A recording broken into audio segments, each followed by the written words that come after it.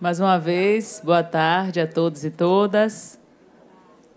Já contamos com as presenças ilustres dos conselheiros do TCE, Gildásio Penedo Filho, corregedor, e Inaldo Araújo, diretor da Escola de Contas. Também se faz presente a doutora Camila Luz, procuradora-geral de Contas do Ministério Público de Contas da Bahia, além dos nossos palestrantes deste turno vespertino. Sejam bem-vindos. Doutor Rogério, doutora Isabela Leal. Queremos mais uma vez convidar os servidores e servidoras da casa, das casas de contas, para este evento. Solicitar mais uma vez que os aparelhos telefônicos sejam mantidos em modo silencioso, por gentileza. Nosso evento está sendo transmitido pelo YouTube, o canal do YouTube do TCE Bahia. Então, todo ele será transmitido ao vivo.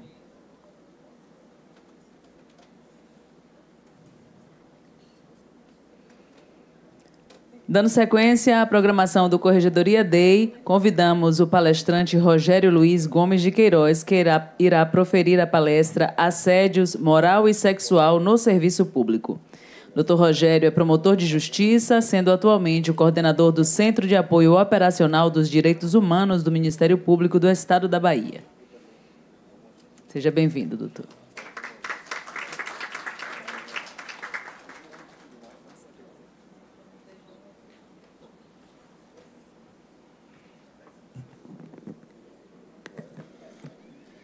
Bom, boa tarde a todas as pessoas aqui presentes. Eu quero, inicialmente, agradecer o convite feito e parabenizar pela realização do evento ao nobre corregedor deste Tribunal de Contas do Estado da Bahia. Para mim é uma satisfação imensa estar mais uma vez nessa casa. Nós tivemos muitos trabalhos, inclusive decorrentes de auditorias realizadas pelo Tribunal de Contas, inclusive auditorias operacionais, que trouxeram muitos elementos para nós do Ministério Público, principalmente na atuação da saúde. Foi um trabalho de extrema importância, aliás, tem sido um trabalho de extrema importância, uma parceria estratégica do Ministério Público, estratégica, inclusive, oficialmente estratégica, porque o Tribunal de Contas é um dos grandes parceiros na atuação e com os objetivos muito semelhantes do Ministério Público, que é garantir a dignidade da pessoa humana, é garantir a execução do serviço público da maneira correta, com a economicidade, os princípios da administração pública em geral. Quero saudar também o nobre conselheiro Inaldo Araújo, velho amigo, a quem na pessoa de quem eu saúdo todos os demais servidores dessa casa. Saudar a minha colega do Ministério Público de Contas, muita honra da minha parte tê-la aqui. Saudar todos os conhecidos e amigos, os rostos já conhecidos de longa data, e dizer que, para mim, é uma satisfação imensa. Quero começar com minha audiodescrição, já que o evento está sendo transmitido. Eu sou um homem branco, de 54 anos, sem cabelos na parte de cima da cabeça, mas ainda com alguns cabelos pelas laterais e na parte de trás. Estou vestindo um terno preto, uma camisa discretamente quadriculada, com a gravata também discretamente quadriculada, e estou usando um óculos de aro preto. Bom, o tema é um tema que vem à tona no momento em que parece que os direitos fundamentais teriam algum tipo de retrocesso, mas me parece também, na contramão dessa tendência, que nós vamos, aos poucos, fincando estacas para poder garantir e afirmar os nossos direitos conquistados até esse momento. A proposta, acho que foi muito bem dividida pela Corregedoria desse Tribunal de Contas, proposta com uma psicóloga falando pela manhã dos danos provocados pelas diversas formas de assédio. Eu falarei um pouco sobre o aspecto jurídico e a colega do Tribunal de Justiça falará de sua experiência à frente da instituição e também com alguns aspectos jurídicos e dados mais práticos. Portanto, a minha apresentação vai ser muito mais jurídica. Eu peço vênia justamente para que a minha exposição não seja um tanto quanto hermética para os que não são da área do direito. O fato é que nós temos inseridos nesse contexto social estruturado por grandes desigualdades. Talvez o grande problema do Brasil ele tenha começado no dia 14 de maio, como diz Jorge Portugal. Ali, ao estabelecermos uma divisão no nosso país, isso que foi feito, uma divisão onde parte da nossa comunidade foi jogada à margem e dali decorreram ou decorrem quase todos os problemas do Brasil. Desigualdades, diferenças regionais, diferenças de capacitação. Metade do nosso país não pode desenvolver as suas potencialidades simplesmente porque não tiveram oportunidade. Quando falamos que o Brasil não cresce o suficiente, porque mais da metade do nosso Brasil não teve acesso e ainda não tem acesso ao desenvolvimento das suas potencialidades de forma adequada. Esse tema, aparentemente, tem mais a ver com racismo, mas ele tem muito a ver com o que nós estamos tratando hoje, porque o racismo também está diretamente relacionado com os assédios, a forma de estabelecimento de poderes nas relações entre os seres humanos. E o serviço público ele é um microcosmo dessa realidade. Somos nós aqui no serviço público e com o desafio de mudar essa realidade que se nos apresenta. Bom, a Constituição da República ela tem um primado, que, aliás, é um fundamento da nossa República, que é o da dignidade da pessoa humana. Isso quer dizer que ela irradia para todo o serviço público, aliás, para todo o país, que a dignidade ela tem que ser preservada a qualquer custo. A dignidade é a base de tudo. As nossas ações ela tem que ter por norte ou por pressuposto a dignidade da pessoa humana. Não pode ser de maneira diversa. Isso irradia, inclusive, para a legislação, irradia para os atos administrativos, irradia para o direcionamento e a condução das instituições, sejam elas públicas ou privadas. Ingo Sarlat ele escreve de uma forma muito interessante a definição da dignidade da pessoa humana, a qualidade intrínseca e distintiva de cada ser humano que o faz merecedor do mesmo respeito e consideração por parte do Estado e da comunidade, implicando, nesse sentido, um complexo de direitos e deveres fundamentais que assegurem a pessoa tanto contra todo e qualquer ato de cunho degradante e desumano, como venham a garantir as condições existenciais mínimas para uma vida saudável, além de propiciar e promover sua participação ativa e corresponsável nos destinos da própria existência e da vida em comunhão dos demais seres humanos. É um direito e é um dever. É um dever da nossa parte também observar a dignidade da pessoa humana em todos quantos estejam à nossa volta. Pois bem, o tema assédio, ele, embora se discuta o tema, se analise o tema e se debata bastante, ainda antes dessa data, em 2019, foi aprovada a Convenção da OIT número 190. Essa convenção trata especificamente da matéria, e lá no seu artigo 1º ele define a expressão violência e assédio no mundo do trabalho designa um conjunto de comportamentos e práticas inaceitáveis ou de ameaças desses comportamentos e práticas de ocorrência única ou repetida. Isso tem extrema importância para quando esse documento entrar no nosso ordenamento jurídico, que visem, causem ou sejam suscetíveis de causar um dano físico, psicológico, sexual ou econômico, e inclui a violência e o assédio baseados no gênero. A expressão violência e assédio baseadas no gênero designa violência e assédio dirigidos contra pessoas em razão do seu sexo ou gênero, ou que afetem de forma desproporcional pessoas de um determinado sexo ou gênero, e inclui o assédio sexual. Portanto, essa é a temática da Convenção 190 da OIT. Essa convenção ela entra em vigor internacionalmente. Vamos lembrar que ela precisa primeiro ser referendada no Brasil, mas para ela ter vigência internacional, ela precisa ser aprovada por um certo número de países. Se ela não for aprovada por um determinado número de países, ela não entra em vigor, mesmo que um país ratifique. Se o único país, nesse caso, o que foi deliberado, que bastavam 2 países ratificarem a convenção, isso já aconteceu em 2021. Hoje, a convenção ela está ratificada por 39 países, já em vigor em um determinado número de países e ainda aguardando vigência em outros países. Eu trago a relação desses países aqui apenas como referência. A apresentação fica à disposição e pode ser compartilhada, caso alguém tenha interesse acadêmico ou se aprofundar na temática. No nosso caso, a mensagem 86 foi enviada em 2023 para o Congresso Nacional para fins de ratificação da Convenção. Ela se encontra na Comissão de Relações Exteriores e Defesa Nacional. Ela já teve apresentação de parecer nessa comissão, mas a deputada que apresentou, que foi autora desse parecer, ela não foi reeleita e foi sorteado o novo relator, atualmente é o deputado Eduardo Bolsonaro.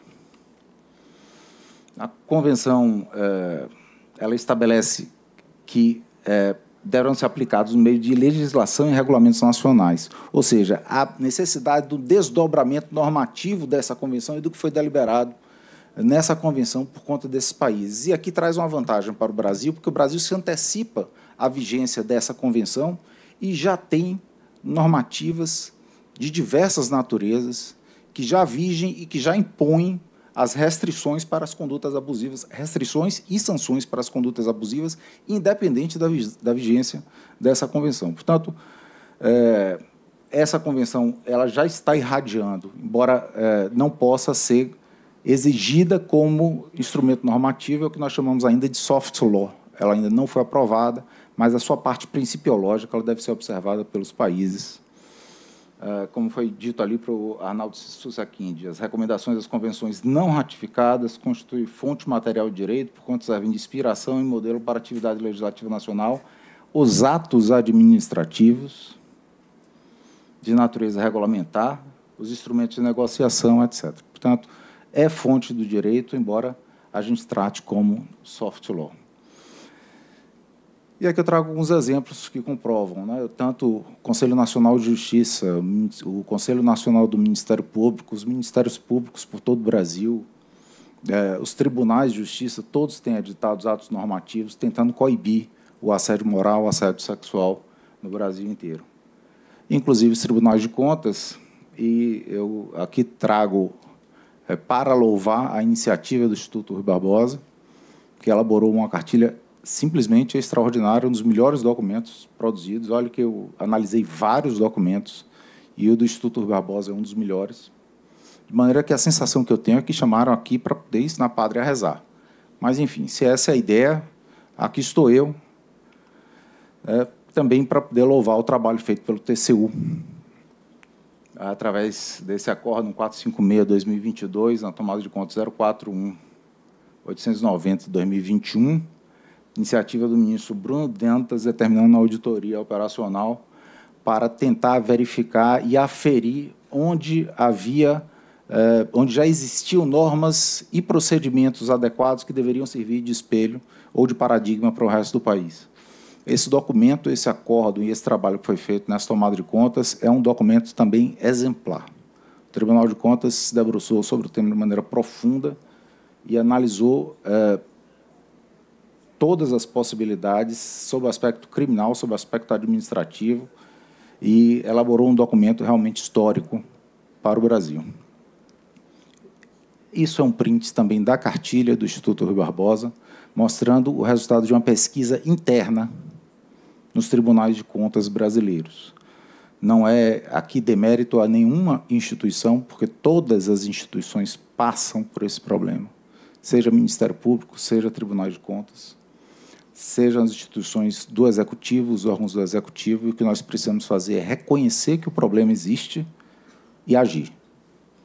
Pois bem, as consequências psicológicas após a ocorrência de assédio moral, acredito que esse tema tenha sido abordado pela manhã com uma maior profundidade, e em relação ao assédio sexual, ali os problemas estão sendo apontados, aumento de estresse, depressão, síndrome de burnout, ansiedade, etc.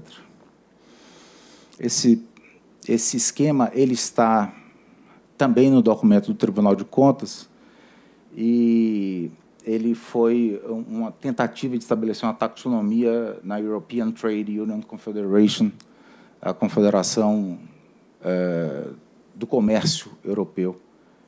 E ele é bastante interessante, porque ele estabelece os níveis, violência como gênero, onde o assédio poderia ser físico, psicológico, sexual, dessa violência, e ali ele divide.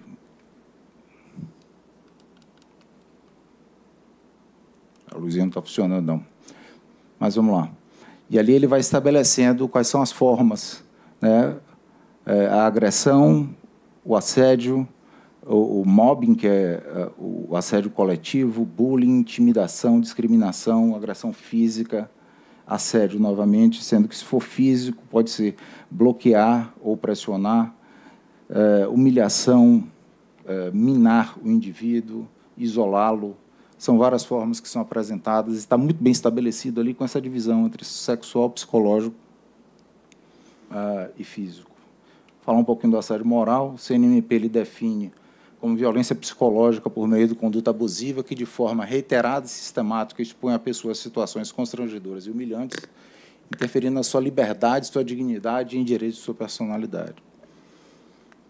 Há instituições que definem, inclusive, com maior profundidade. Eu acho que o próprio CNJ ele abordou com maior profundidade essas definições, dividindo o assédio moral e o assédio moral organizacional. Há uma diferença: o assédio moral é considerado o individual, ou assédio moral individual, alguns tratam dessa forma. O assédio moral organizacional, alguns tratam como assédio moral institucional ou assédio moral laboral. Pois bem, o assédio moral seria a violação da dignidade ou integridade psíquica ou física de outra pessoa por meio de conduta abusiva, independentemente de intencionalidade, por meio da degradação das relações socioprofissionais do ambiente de trabalho, podendo se caracterizar pela exigência de cumprimento de tarefas desnecessárias ou exorbitantes, discriminação, humilhação, constrangimento, isolamento, exclusão social, difamação ou situações humilhantes e constrangedoras susceptíveis de causar sofrimento, dano físico ou psicológico. Já é a redação dada pela Resolução 512 de 2023. E o moral organizacional é o processo contínuo de condutas abusivas ou hostis amparadas por estratégias organizacionais ou métodos gerenciais que visem obter o engajamento intensivo ou excluir aqueles que a instituição não deseja manter em seus quadros por meio de desrespeitos aos seus direitos fundamentais. Talvez no mundo corporativo, que não seja do serviço público, nós verifiquemos com maior frequência o assédio organizacional, o assédio institucional.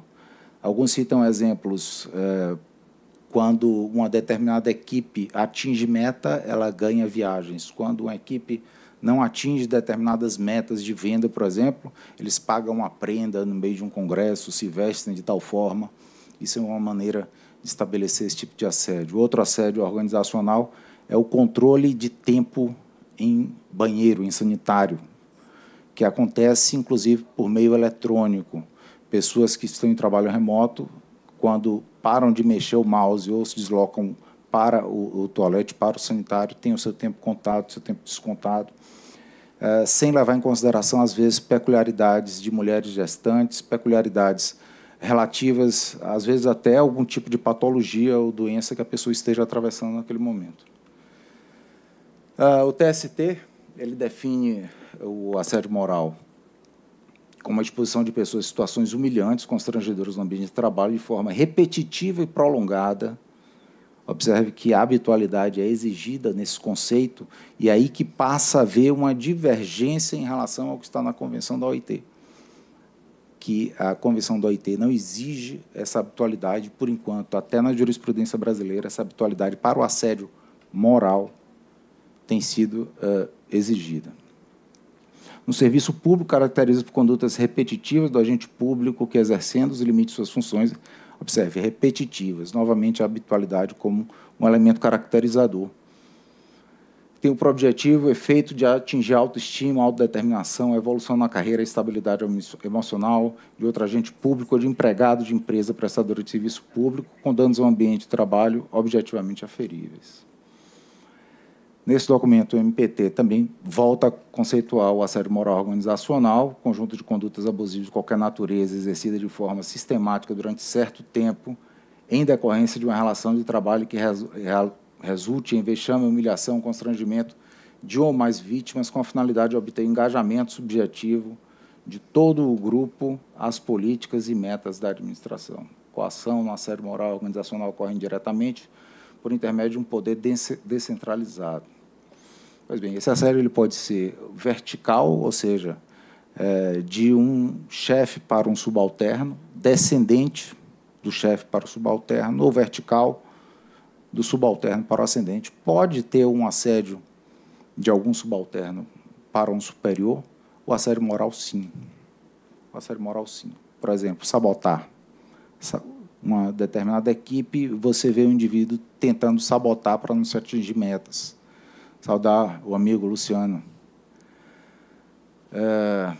Horizontal, no mesmo nível de hierarquia, e o misto é autoexplicativo. Pois bem, aqui eu retirei da cartilha do próprio CNMP algumas condutas que são vedadas, não vou ficar lendo e exaustivamente chegando a todas as condutas, né? Mas passar tarefas humilhantes, falar para o servidor, estagiário ou terceirizado aos gritos, observe, estagiário ou terceirizado, o vínculo não precisa ser com a mesma instituição. Aliás, até mesmo quem está pleiteando um trabalho pode ser vítima. Se alguém pleiteia um trabalho, ainda que não haja o vínculo, que ainda não tenha sido estabelecido esse vínculo, ele pode ser vítima do assédio. Não levar em conta problemas de saúde, isolar fisicamente o servidor, o estagiário terceirizado, desconsiderar ou ironizar justificadamente opiniões da vítima, retirar funções gratificadas ou cargos em comissão do servidor sem motivo justo, impor condições e regras de trabalho personalizadas a determinado servidor, estagiário ou terceirizado. Delegar tarefas impossíveis de serem cumpridas, que normalmente são desprezadas por outros, determinar prazo desnecessariamente curto para a finalização do trabalho, não atribuir a atividade ao servidor. Eu me recordo, pequeno tempo que eu advoguei, uma das principais causas que nós ganhávamos dizia respeito a isso, mas ainda não existia essa noção de assédio. Era um gerente de banco que ele recebia um percentual maior de comissão que os demais, como ele era mais antigo. E o banco começou a contratar pessoas mais jovens, pagando um percentual menor de comissão. E, para não pagar a comissão dele, terminou encostando essa pessoa, retirou ele da função, deixou ele sem cliente, sem nada, em uma mesa. Em determinado momento, até sem mesa, ele ficou. E nós entrávamos com a ação pedindo a rescisão indireta. E, para os demais gerentes que estavam ingressando, a gente pedia equiparação. Portanto, foi algo que não deu certo, foi um assédio que, na época, não era nem considerado assédio, pelo menos não com esse nome, mas que ensejava a rescisão indireta de contrato. Vigiar excessivamente apenas aquele servidor, estagiário ou terceirizado, limitar o número de vezes e monitorar o tempo que o servidor estagiário permanece no banheiro, advertir arbitrariamente, etc. Não vou exaurir, porque eu vou deixar a apresentação para que não se torne cansativo. Bom, o que não configura assédio, né? Cobrança de trabalho realizada de maneira respeitosa, atribuição de tarefas aos subordinados no interesse da administração, conflitos esporádicos com colegas ou chefias, divergências sobre determinado tema, comunicados de forma direta e respeitosa, críticas construtivas, avaliação de desempenho realizados por colegas ou superiores, desde que não seja feito de forma a causar situação vexatória na pessoa avaliada. Eu tenho 31 anos de Ministério Público. Eu acho que eu não precisei alterar o tom de voz até hoje com absolutamente ninguém dentro da minha instituição. Absolutamente ninguém. No júri, a gente ainda faz um teatro, porque faz parte quase que da liturgia do próprio tribunal do júri. Mas, dentro da instituição, nunca precisei fazer isso. E, no entanto, nunca deixei de ter o que eu solicitava atendido. É possível, sim, dialogar e exigir que se atue da forma correta, da forma como rege os princípios da administração pública.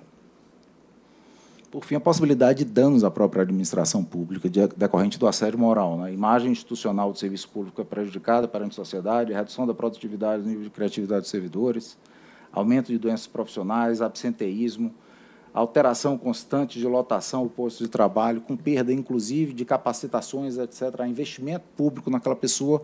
Por vezes, uma situação de assédio dessa natureza tem que deslocar aquele indivíduo para outro local, e aquele investimento que foi feito nas potencialidades daquele indivíduo é perdido, e aquilo é recurso público, né?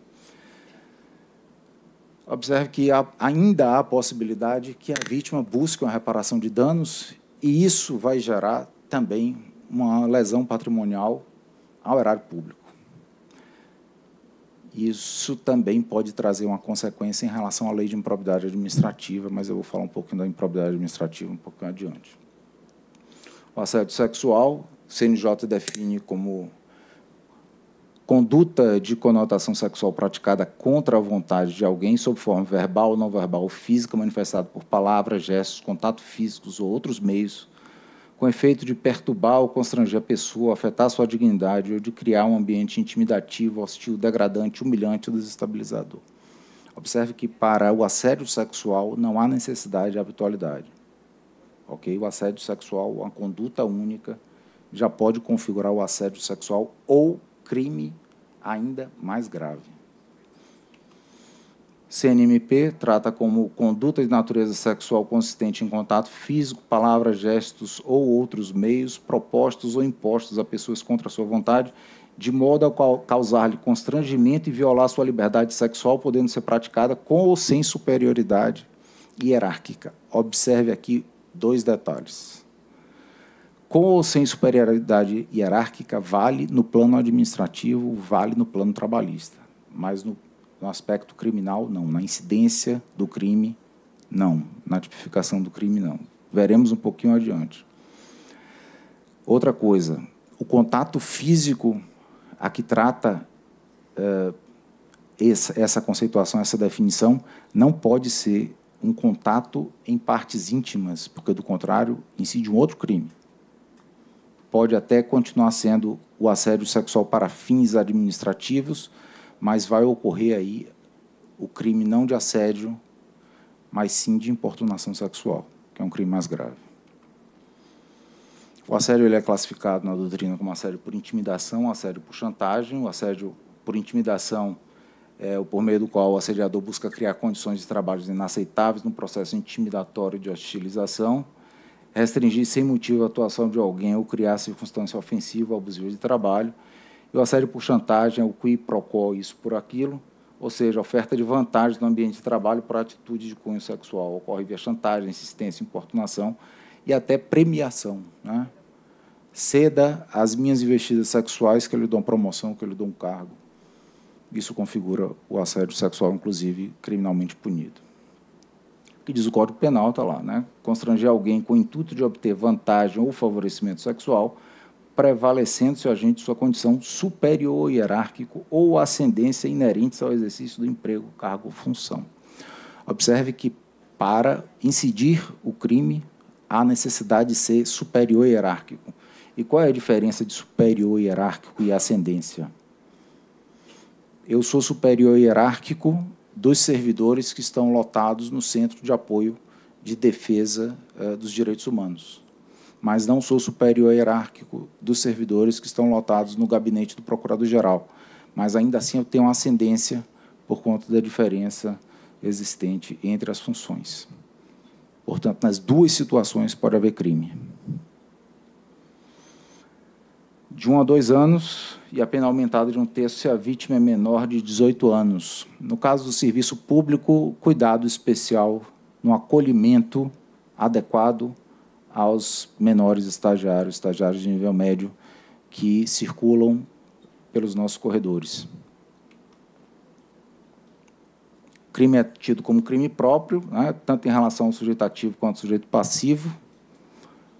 Só pode ser o superior hierárquico e só pode ser servidor público, ou melhor dizendo, só pode ser o empregado ou servidor público. Plurissubsistente, realizado de várias formas, comissivo, decorre de uma atividade positiva de um agente e, excepcionalmente, comissivo por omissão.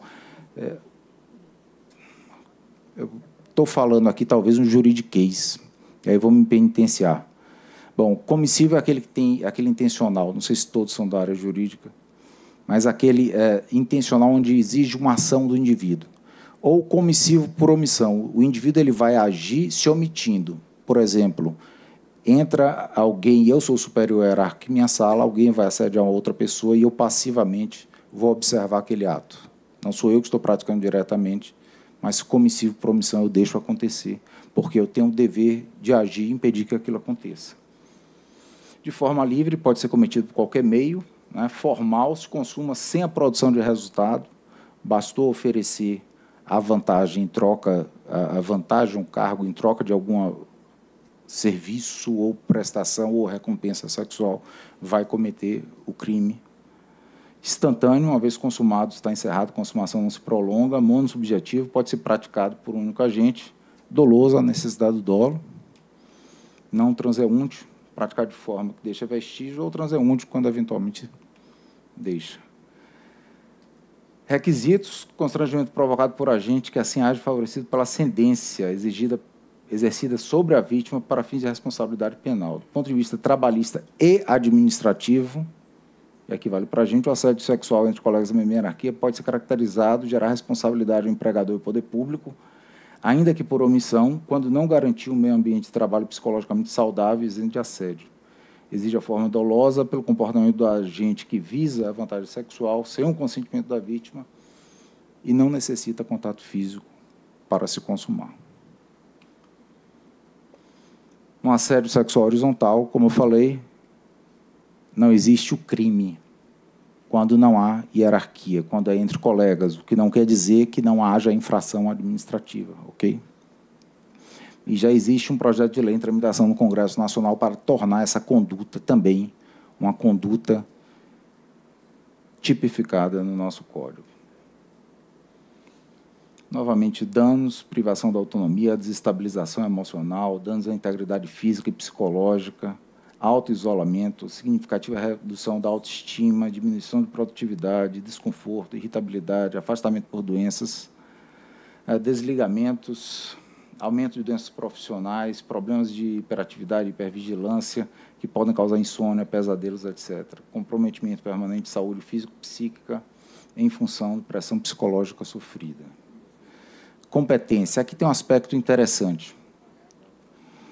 O STF, quando houve a reforma do Judiciário, através da emenda 45, o STF ele foi chamado por conta de uma ampliação na competência da Justiça do Trabalho para conhecer determinadas causas, e a Justiça do Trabalho passou a julgar determinadas ações envolvendo relações jurídico-administrativas, servidores estatutários, etc. Acredito que os senhores tenham se debruçado com essa época, e houve um determinado momento em que ficou no limbo a decisão de quem seria a atribuição para conhecer essas causas. Até que o Supremo, através da ADI 3395, ele disse que as relações jurídico-administrativas permaneceriam sob competência da Justiça Comum e não da Justiça do Trabalho, portanto, também fora do alcance da atuação do Ministério Público do Trabalho. Ok. Aparentemente, esse tema está pacificado. Mas veio a súmula 736, que diz o seguinte: compete à Justiça do Trabalho julgar as ações que tenham como causa de pedir o descumprimento de normas trabalhistas relativas à segurança, higiene e saúde do trabalhador. E agora? Competência de quem nessa situação? Aquilo que parecia já estabilizado na jurisprudência, há cerca de 2 ou 3 anos, voltou às manchetes por conta de um caso acontecido na Fundação Palmares, onde houve uma acusação ao então presidente da Fundação Palmares de assédio. Ali está, acusado de assédio moral por funcionários. Na realidade, assédio e racismo. E foi o Ministério Público do Trabalho quem fez essa investigação e ingressou com ação perante a Justiça do Trabalho. A Justiça do Trabalho deferiu, com base na súmula 736, dizendo que a competência, sim, por se tratar de saúde e meio ambiente do trabalho, a competência seria da Justiça do Trabalho, conforme expressamente já tinha decidido o Supremo Tribunal Federal ao editar a súmula 736. Houve o recurso do presidente da Fundação Palmares.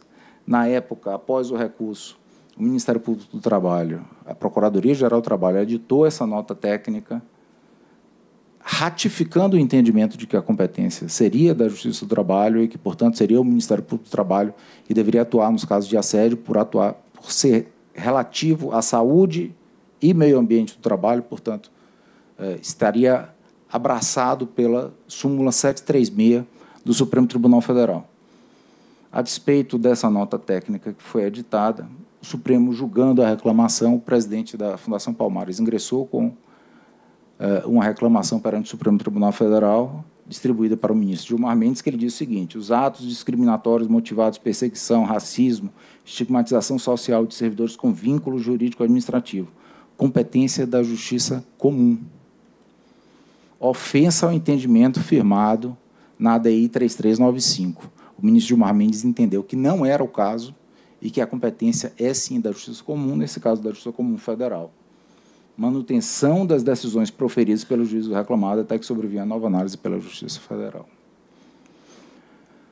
Portanto, a despeito da nota técnica do Ministério Público do Trabalho, a despeito dessa jurisprudência, o Supremo Tribunal Federal, ao menos até o momento desse julgado, tem entendido que a competência é da Justiça Comum, estadual ou federal, conforme o órgão envolvido, e que a atribuição é do Ministério Público Federal ou do Ministério Público Estadual para dar seguimento a esses casos.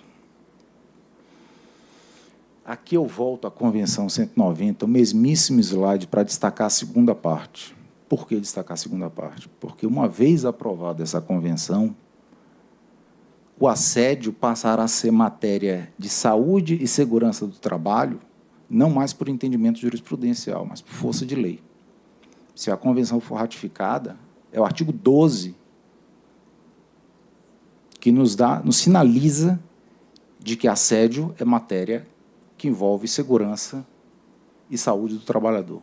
Portanto, eu invocaria novamente a súmula 736, alegando que ocorreu uma inovação com a introdução, novamente, da Convenção OIT 190, para novamente deslocar essa competência. Portanto, a gente vai ter que ficar de olho, ainda não está estabilizada essa jurisprudência, meu amigo.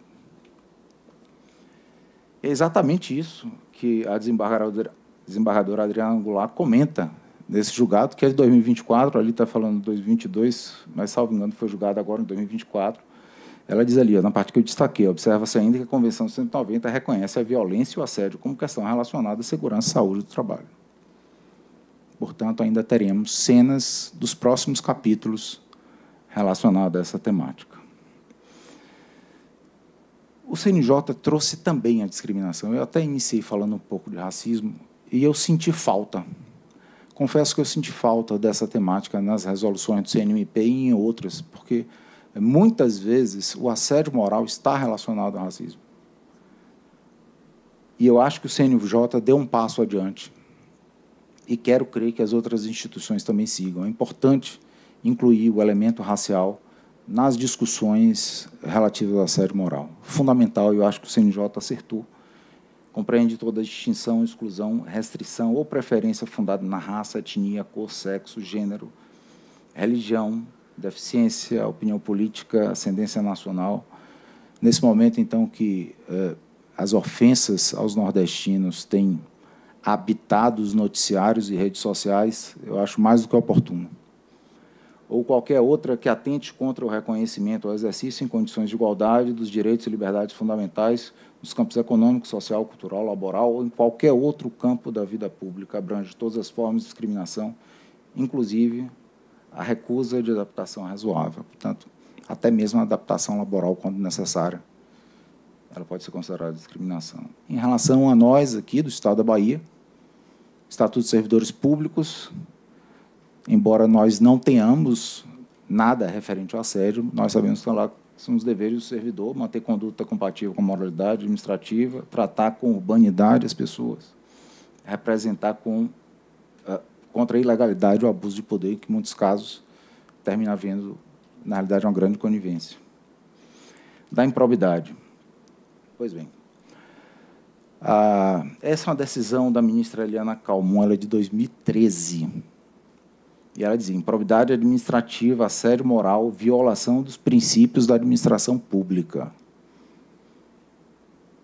O artigo 11 da Lei 8429 de 1992. O ilícito previsto no artigo 11 da Lei 8429 de 92 dispensa a prova de dano, segundo a jurisprudência do STJ. Não se enquadra como ofensa aos princípios da administração pública a mera irregularidade não revestida do elemento subjetivo convincente, dolo genérico. O assédio moral, mais do que provocações no local de trabalho, sarcasmo, crítica, zombaria e trote, é campanha de terror psicológico pela rejeição.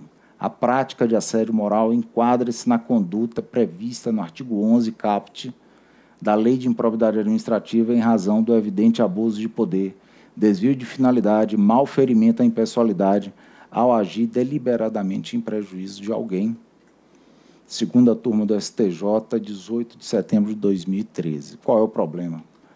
Nós sabemos que houve uma reforma na Lei de Improbidade Administrativa e o artigo 11, caput, dizia o seguinte: constitui ato de improbidade administrativa que atenta contra os princípios da administração pública qualquer ação ou omissão que viole os deveres de honestidade, imparcialidade, legalidade e lealdade às instituições e notadamente, ou seja, a redação original da Lei de Improbidade Administrativa, ela elencava os incisos no artigo 11 de forma exemplificativa.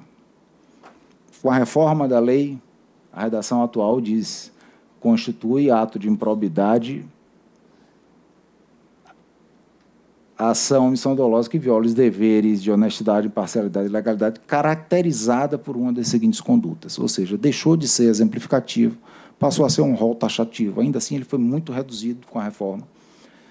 De maneira que hoje se discute se há possibilidade de se enquadrar como improbidade administrativa. A maior parte da doutrina e dos operadores de direito entende que não, embora haja margem para, quando houver uma ação de reparação de dano, incluir na improbidade administrativa que gere dano à administração pública. Portanto, nós sairíamos do artigo 11, da violação do princípio, e iria para o dispositivo que considera a improbidade administrativa a ação que gera dano à administração pública. Em relação aos aspectos criminais, o assédio sexual está no 216, eu já tratei dele, mas observe que, se houver atos libidinosos além do assédio, vai incidir a importunação sexual. Praticar contra alguém e sem a sua anuência ato libidinoso com o objetivo de satisfazer a própria lascívia ou de terceiro. Mais ainda, não existe previsão de hierarquia nesses casos. Ok? Ela vale no assédio horizontal, ela vale no assédio vertical. Em qualquer situação, havendo a importunação sexual ao crime. Ainda podem configurar esses crimes: discriminação, preconceito de raça, etnia, religião, procedência nacional, discriminação contra a pessoa com deficiência, discriminação contra a mulher relativa ao estado de gravidez para efeitos admissionais ou permanência na relação jurídica de trabalho, ou registro não autorizado da intimidade sexual e injúria racial. É aquele crime onde o indivíduo começa a gravar nos toaletes sanitários e corredores, fazer registro não autorizado de imagem. A outra dúvida que surgir em relação aos militares. Eu vejo representações da Polícia Militar aqui eu saúdo. Na Polícia Militar também, ou melhor dizendo, no meio militar, a conduta, embora não seja tipificada como assédio, é possível enquadramento em outros dispositivos. Rigor excessivo, exceder a faculdade de punir um subordinado, fazendo com rigor não permitido ou ofendendo-o por palavras, ato ou escrito. Violência contra o inferior hierárquico, praticar violência contra o inferior hierárquico, está no Código Penal Militar, ok? Ofensa aviltante a inferior hierárquico, ofender inferior hierárquico mediante ato de violência que, por sua natureza ou meio empregado, seja considerado aviltante. Em relação à competência desses crimes, é necessário frisar que, quando a vítima for civil, é possível também nós termos a competência dos tribunais militares por conta da alteração que foi introduzida no Decreto-Lei 101, ou 1001, perdão. Consideram os crimes militares em tempos de paz, os crimes previstos nesse Código e os previstos na legislação penal, ou seja, não apenas no Código Penal Militar, mas também no Código Penal, quando praticado por militar, todas aquelas situações, mas vou destacar, por militar na ativa, em lugar sujeito à administração militar ou contra o civil, e nesse caso específico, eu destaquei aquele por conta da jurisprudência do Superior Tribunal Militar, que aumentou a pena de um cabo do Exército condenado por assédio sexual. Foi decidido no Tribunal Superior Militar, esse outro aqui também, contra um civil. Perdão, o anterior foi contra o civil, esse foi dentro do próprio navio da Marinha, contra uma militar também, e condenado por assédio, que é um tipo penal do Código Penal, não previsto no Código Penal Militar, mas foi condenado pelo Superior Tribunal Militar. O que fazer? Quais as medidas que devemos adotar? Novamente, eu me sinto aqui ensinando o padre a rezar. A cartilha feita pelo Instituto Rui Barbosa é uma das melhores do país, não precisa inovar em absolutamente nada. Eu destaquei somente alguns itens, né? Propor ações de capacitação e sensibilização, isso é meio que chover no molhado. Todas as instituições vão sugerir que a primeira medida é educar, é capacitar e você manter a instrução contínua, a formação contínua dos seus quadros. Apurar e punir de forma séria denúncias de assédio também é chover no molhado. Obviamente, isso tem que acontecer. Nós sabemos que há uma tendência de proteção, de autoproteção, às vezes, de proteção de imagem da instituição, mas é fundamental fazer cessar que se haja, promover um ambiente de trabalho solidário e cooperativo, buscar meios de prover atendimento a servidores e empregados que apresentem mudanças de comportamento, escuta ativa, procurar saber o que está acontecendo. Claro que com pessoas capacitadas, pessoas que tenham formação para isso e mantido o devido sigilo. Reduzir a subjetividade das interpretações, evitando-se o excesso de rigor e a leniência segundo o nível hierárquico da pessoa. Quanto mais subjetivas forem as normas, mais margem para adequação interpretativa ela abre. Estabelecer princípios norteadores da conduta, está aberto à escuta permanente, com o objetivo de aprimorar rotinas, procedimentos operacionais padrão. Nós precisamos reconhecer a nossa falha. As nossas falhas, às vezes, estão à vista de quem sofre. Quem sofre, quando sinaliza, é necessário dar voz, não necessariamente acolher aquela manifestação a prioristicamente como adequada, mas pelo menos dar voz para que a gente possa avaliar de uma forma isenta se necessita ou não o ajuste específico. Evitar a todo custo a inversão da culpa. Eu estou na área de defesa dos direitos humanos e algo que nós temos observado, quase sempre os defensores de direitos humanos são processados antes que o Ministério Público consiga processar aqueles que estão violando. Quase sempre. Nós temos casos de pessoas, inclusive, que responderam 4 processos e, por vezes, por crimes absolutamente artificiais, como desacato, desobediência. E aí, quando nós vamos ver ações abusivas em relação a essa pessoa. O mesmo ocorre em relação a uma vítima de assédio, quando ela, principalmente em relação aos níveis hierárquicos superiores, quando essa vítima busca denunciar, evidentemente que pode haver abuso, mas quando essa vítima busca denunciar, termina, às vezes, a própria instituição se voltando contra essa pessoa. E é necessário dar escuta. E, por fim, instituir boas práticas, né? Impedir que a mesma pessoa acumule as atribuições de apurar as queixas e avaliar promoções ou contratações, proporcionar locais adequados, verificar as demais instituições parceiras, como elas agem. Vamos tentar copiar os bons exemplos.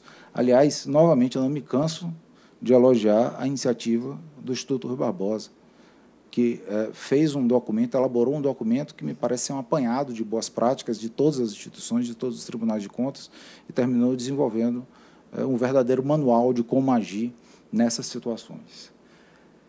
Como eu disse que não ensina padre a rezar, eu dei um print das sugestões, medidas a serem adotadas pela administração pública. Não vou ler, está na cartilha que o nosso corregedor vai distribuir, ou já distribuiu. Eu consegui acessar pela internet e é um documento extraordinário que deu base a boa parte dessa apresentação. Está lá na página 26 e 27, todas as medidas que deveriam ser adotadas.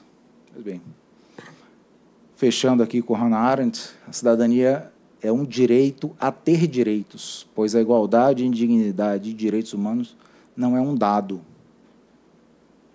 É um construído na convivência coletiva que requer o acesso ao espaço público.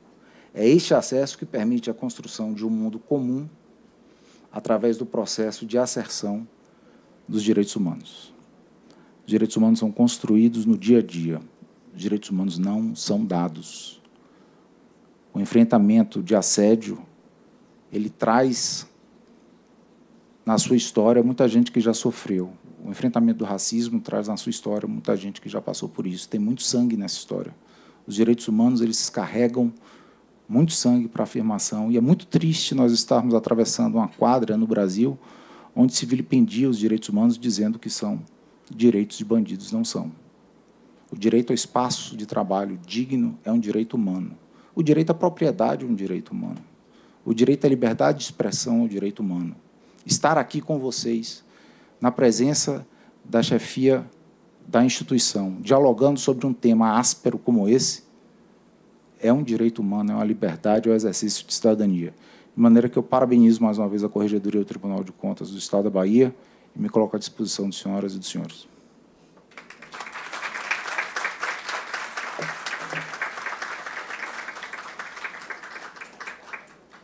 Agradecemos a participação do palestrante, Dr. Rogério, pela sua apresentação.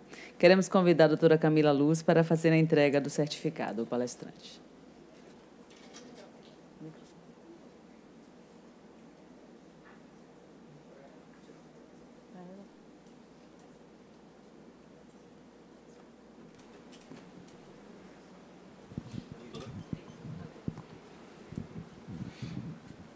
Boa tarde a todas as pessoas aqui presentes.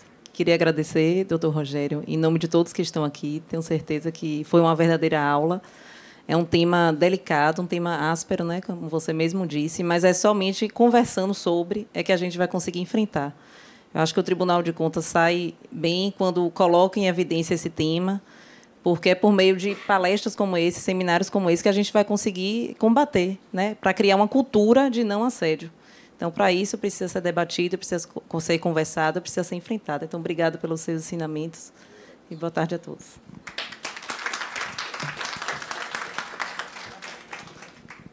Vamos fazer um pequeno intervalo, 10 minutinhos, e retornaremos para a próxima palestra. Relembrando que nosso evento está sendo transmitido pelo canal do YouTube do TCE Bahia.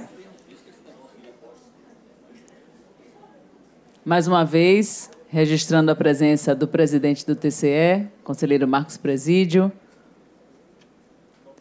Vamos retomar nossas palestras, agora a nossa última palestra dessa tarde. Ela é assessora da desembargadora no Tribunal de Justiça da Bahia, sendo membro da Comissão de Prevenção ao Assédio e Outras Discriminações, comunicóloga, advogada criminalista. É facilitadora do Círculo de Construção de Paz, Justiça Restaurativa,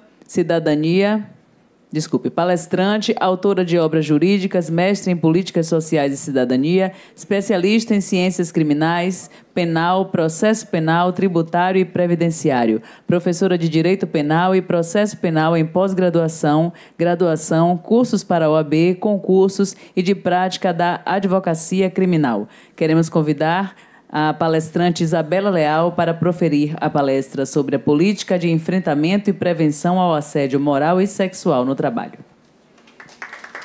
Bem-vinda.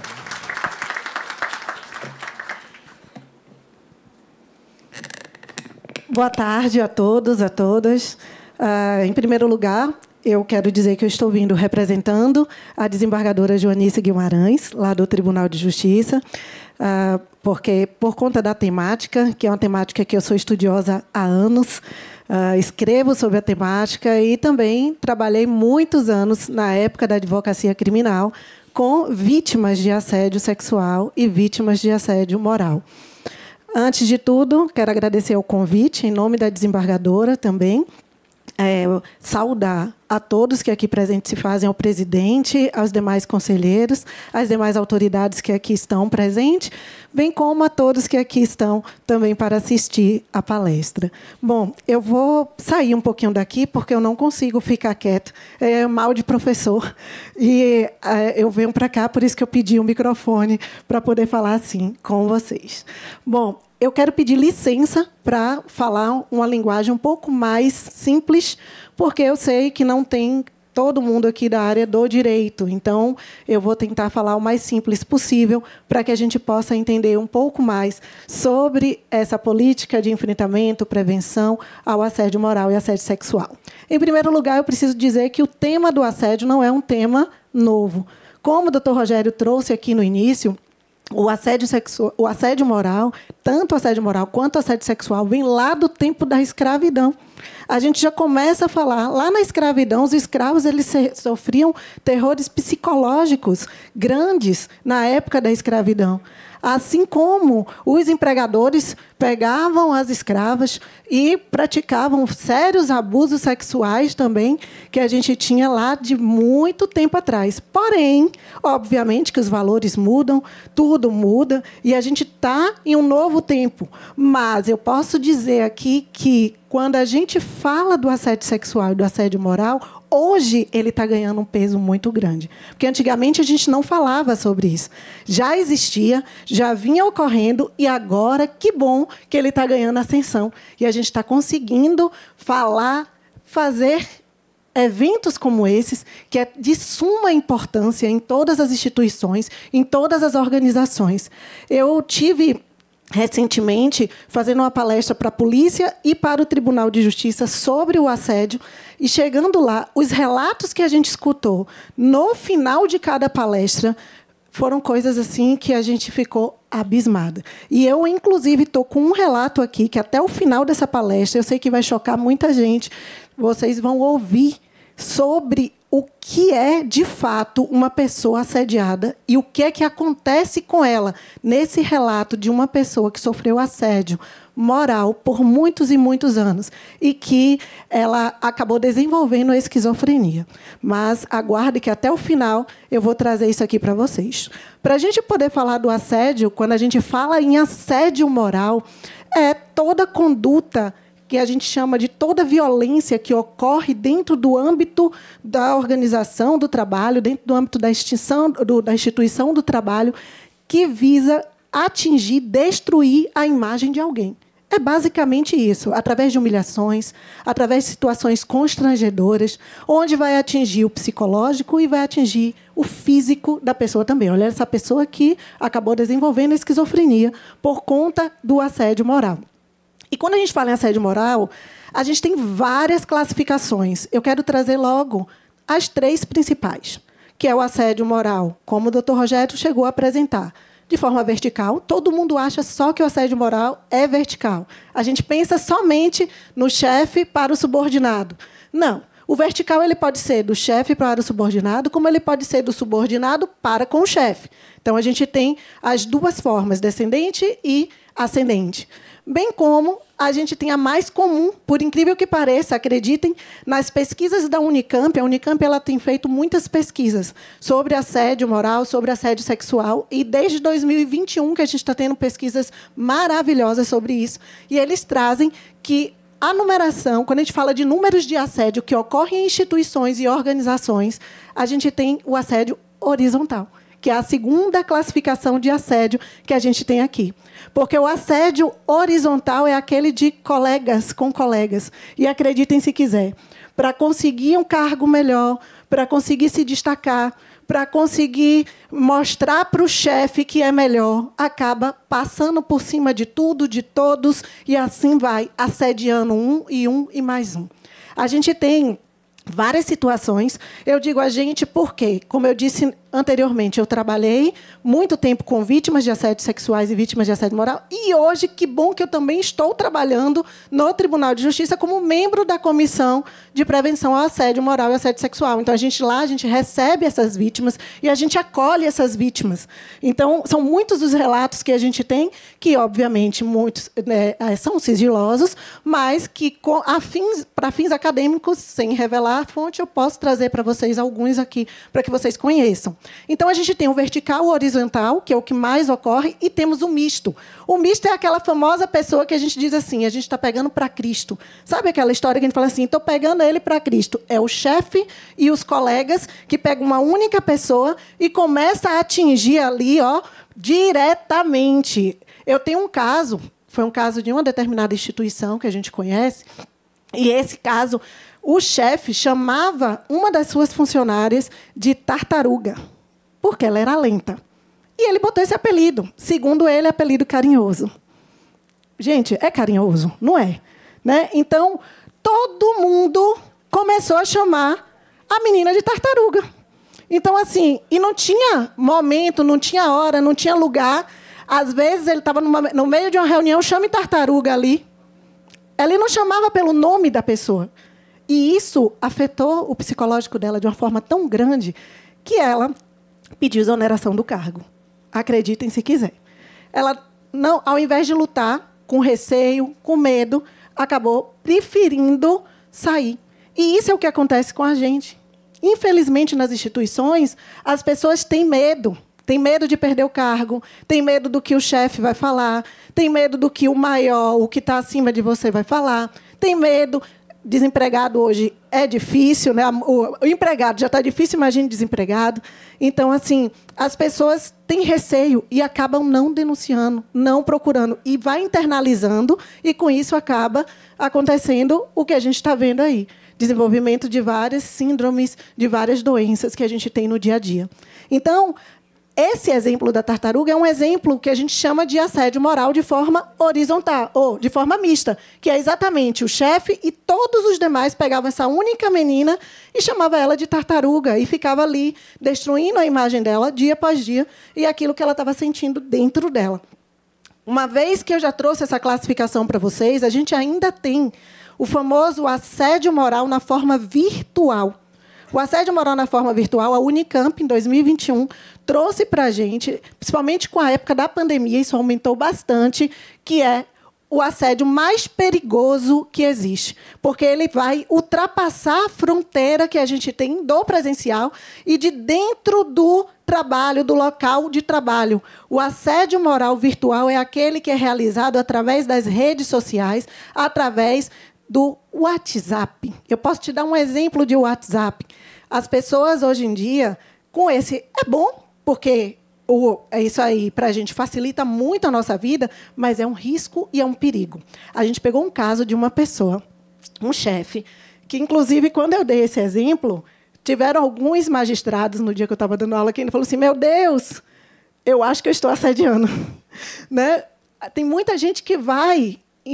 começar a imaginar que está nesse lugar de assediador e de assediado também. Uma vez na vida, pode ter certeza que você assediou alguém ou foi assediado também. Vai entender isso aqui agora, eu tenho certeza que já está vindo entendendo desde a palestra da manhã.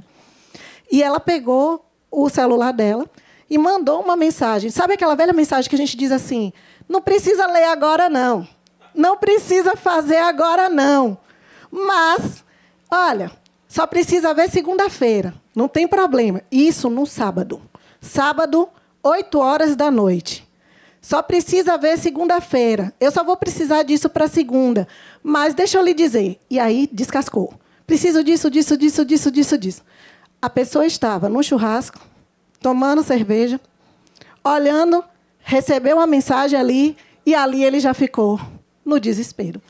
Eu pergunto a vocês, você ia ficar calmo no seu churrasco depois de uma mensagem dessa, mesmo sabendo que você só precisava responder segunda-feira? Aí a cabeça começa a funcionar. Começa ali, poxa, eu preciso resolver isso, segunda-feira eu preciso entregar, eu preciso em tal lugar, e assim você perde o resto do seu churrasco, você perde o resto do seu sábado, o seu domingo inteiro, e na segunda ainda chega na pressão, no desespero, para poder entregar aquilo que você precisava. E isso é muito comum a gente ver. Eu fazia isso com meus monitores. Depois eu aprendi. Eu fazia várias vezes que eu, para não esquecer, porque era muita coisa na cabeça, eu chegava e botava no WhatsApp. Eu estou aqui, ó, reconfesso. Eu fazia assim, só precisa olhar segunda, mas é só para eu não esquecer. Às vezes eu mandava meia-noite. Meia-noite, eu estudando, fazendo alguma coisa, eu fazia assim, olha, fulano, você só precisa fazer isso aí amanhã, mas é só para eu não esquecer. Não façam isso, pelo amor de Deus. Esqueça. Ou então bota lá na frente de qualquer local que você tiver, bota ali na sua frente, na agenda, onde tiver um despertador, mas não mande mensagem, porque isso mexe completamente com o psicológico da pessoa. E isso é o que a gente chama de assédio moral virtual. A gente já viu muita gente, o WhatsApp é uma arma e uma ferramenta benéfica ao mesmo tempo. Ao mesmo tempo que ele é benéfico, ao mesmo tempo ele é uma arma nas nossas mãos. Porque a gente está praticando assédio moral virtual constantemente, quando a gente está o tempo inteiro interligado ali com a pessoa. Eu estava aqui agora, assistindo a palestra e eu fiz... É momento, o povo tudo sabendo que eu estou na palestra, está me mandando 300 mil mensagens. Eu já estava aqui nervosa, aí eu mandei a mensagem, estou na palestra. Depois eu respondo, não vejo mais ninguém. Por quê? Porque é assim que acontece. E assim, tudo bem, estou no horário comercial, mas da mesma forma acontece no horário noturno, num final de semana, num feriado, e por aí vai. Então, tem pessoas que ligam 6 horas da manhã de um feriado para poder pedir a pessoa para realizar um trabalho que não era da competência daquela pessoa naquele momento. Então, esse é o assédio moral virtual e esse é o mais perigoso, porque esse mexe totalmente com a pessoa, deixa a pessoa totalmente virada, e a maioria dos problemas psicológicos que a gente teve de 2020, 2021 para cá, segundo as pesquisas da Unicamp, foi exatamente de assédio moral virtual, em decorrência de assédio moral virtual. Foram as maiores que a gente teve aqui. E, para a gente continuar falando do assédio moral, é importante trazer uma mudança recente que a gente teve aqui no CNJ. O assédio moral, até há 2 meses atrás, 2, 3 meses atrás, ele precisava de condutas reiteradas para que ele pudesse ser configurado. Hoje, não mais.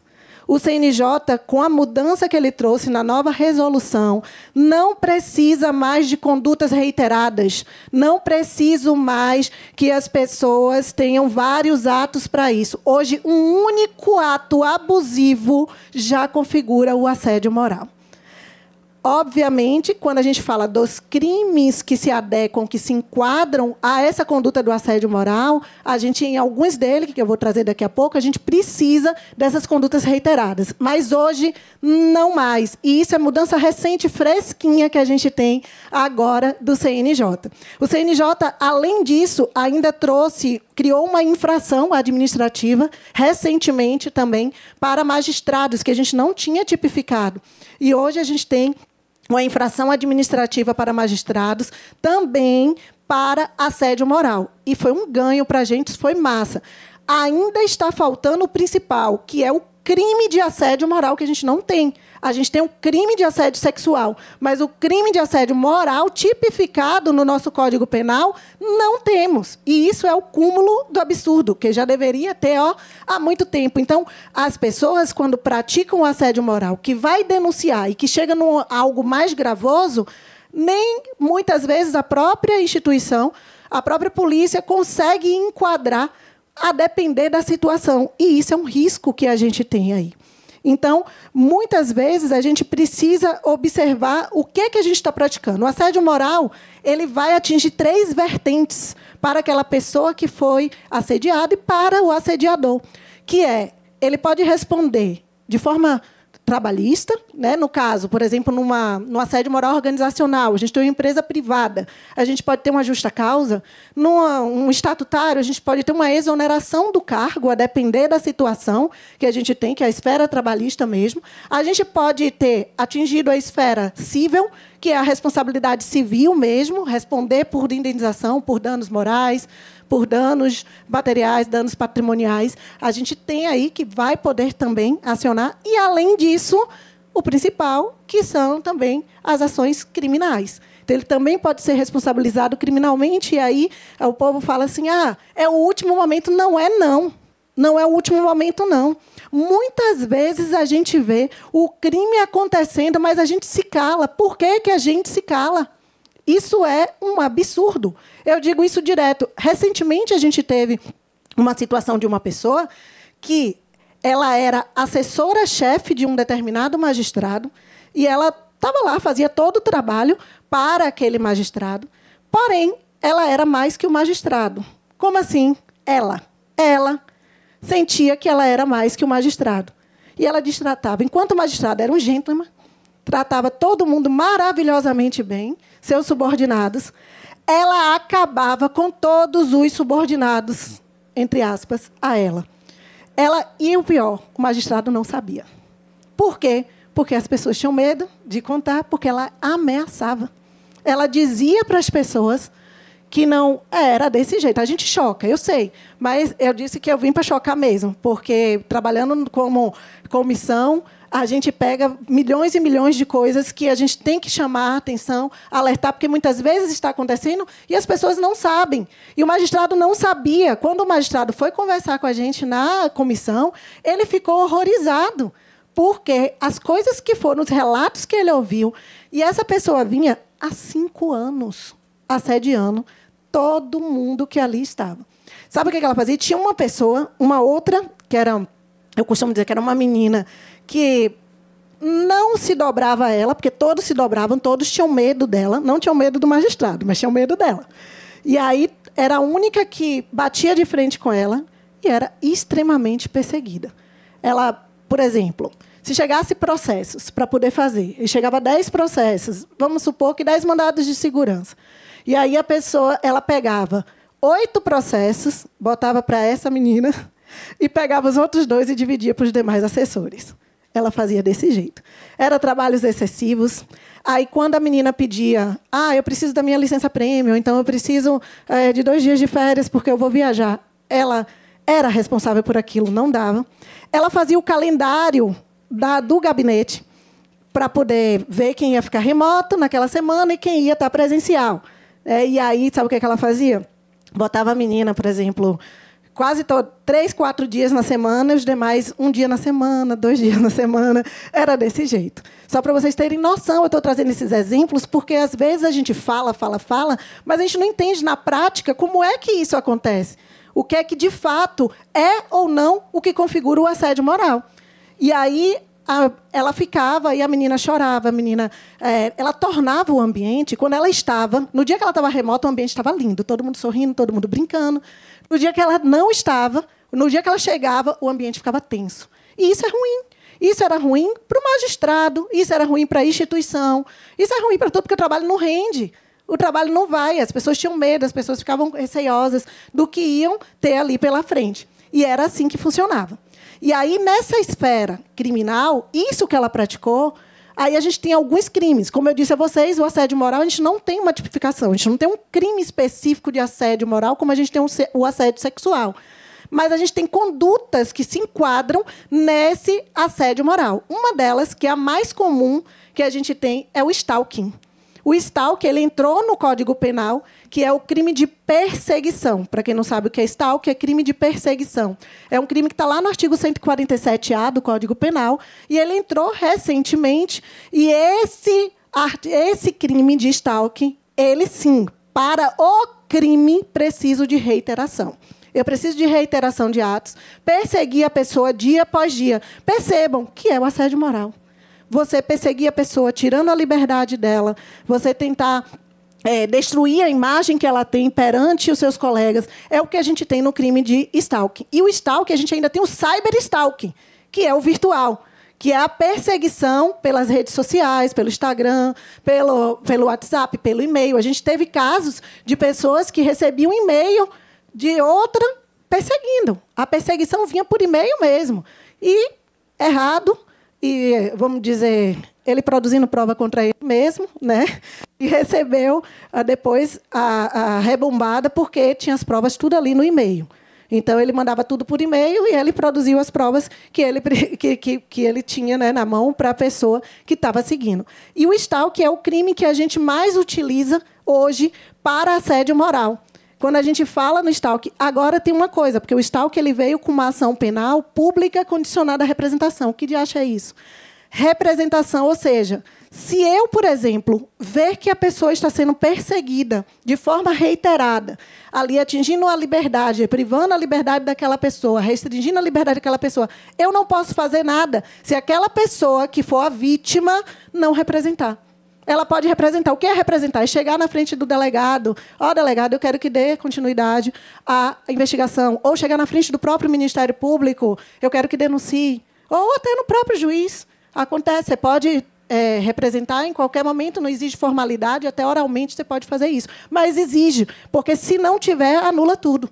Não tem, e o Ministério Público não pode fazer nada, nem o delegado pode fazer nada. A gente sempre costuma dizer isso. Então, é uma coisa que eu critico bastante, porque eu acho que deveria ser incondicionada, ou seja, não precisar de nenhuma condição para que pudesse representar. Até porque, nessas situações, a gente vê e a gente não pode fazer nada. Se a pessoa não for lá para poder representar, não posso fazer nada. Recentemente, mais uma vez, chegou também no Código Penal, no artigo 146A, o crime de bullying, que agora, junto com o stalking, é outro crime que a gente tem que pode ser adequado perfeitamente também ao assédio moral. Fazer piadinhas com seus colegas, com seus amigos, é o crime de bullying.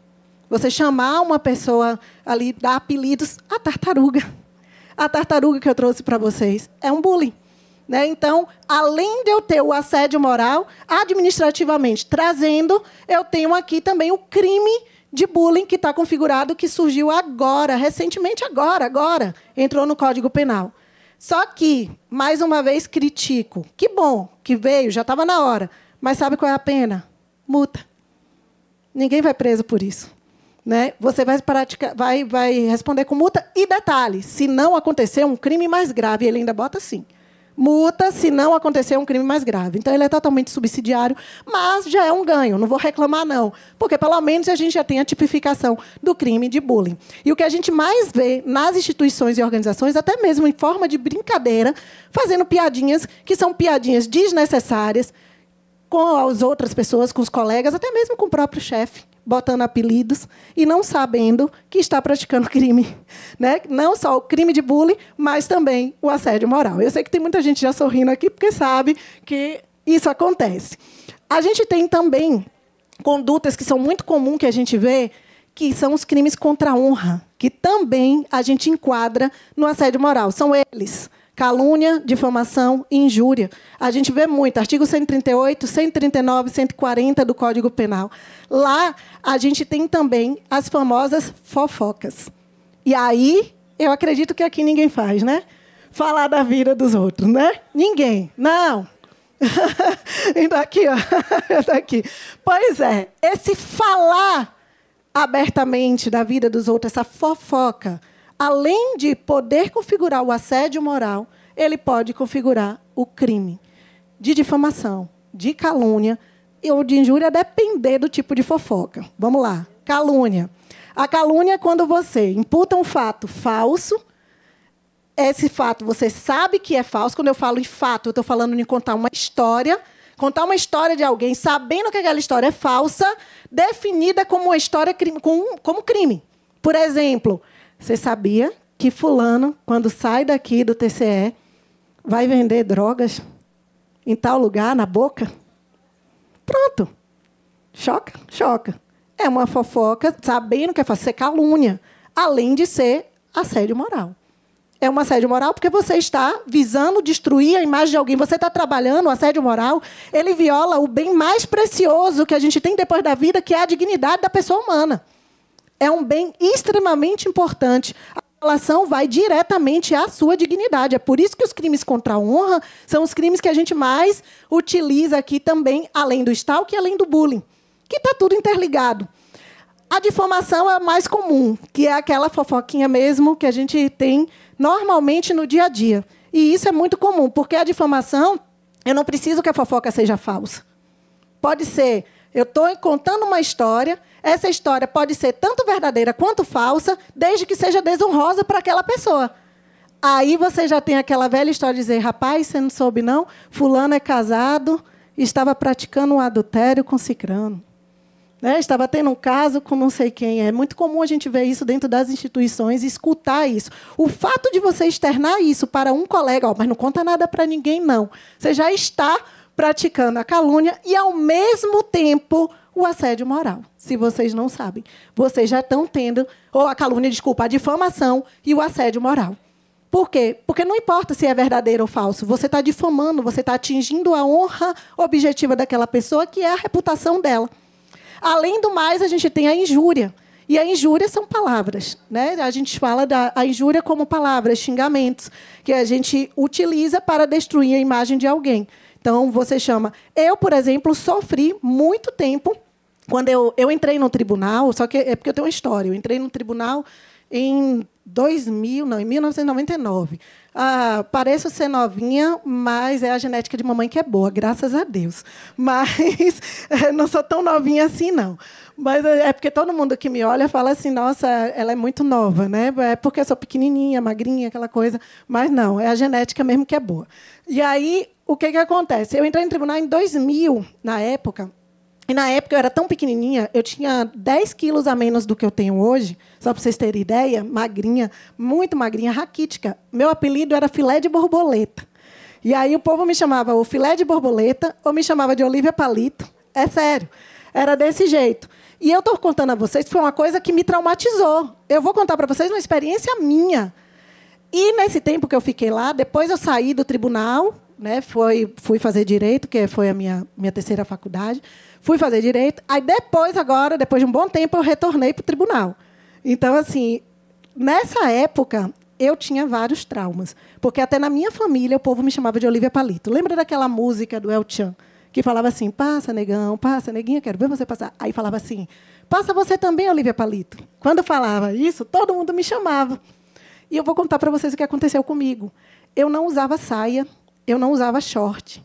E quando eu usava saia, short, alguma coisa que eu precisava botar, eu usava aquelas ponaile de balé, sabe? Aquelas ponaile, aquelas meionas, o meião que a gente usa na academia, para esconder as minhas canelas, porque, por conta do Olívia Palito e do Sabiá Coca e do filé de borboleta, que eu era chamada na época. Eu levei 7 anos desse jeito, precisei fazer terapia para me tratar, para eu conseguir me reconhecer e me reencontrar para tirar esse trauma de mim. Parece uma brincadeira boba. Parece. Você olha assim, nossa, que besteira. Mas me afetou intimamente tão grande que eu fiquei traumatizada. Então, eu estou mostrando esse exemplo meu, porque, às vezes, a gente faz uma brincadeira com alguém, uma coisa tão simples, que aí você acha que é algo que você está brincando, você está sorrindo, você está fazendo ali, mas, por dentro, a pessoa está sorrindo para você, mas está ali se doendo. Então, muitas vezes, a gente tem que ver o que a gente está pensando, o que a gente está brincando, como a gente está tratando o outro, qual a piada que você vai fazer com o outro, porque, muitas vezes, você está atingindo o outro. Entende? Então, além do crime que você está praticando, você está atingindo a honra subjetiva da pessoa, que é aquilo que a pessoa sente dela, que é a calúnia. Então, a gente tem inúmeros, eu não vou traçar aqui muitos mais crimes, porque vocês já estão vindo de uma imersão desde a manhã, mas a gente tem muitos e muitos crimes que podem se adequar ao assédio moral, o racismo, a injúria racial, que o doutor Rogério já trouxe.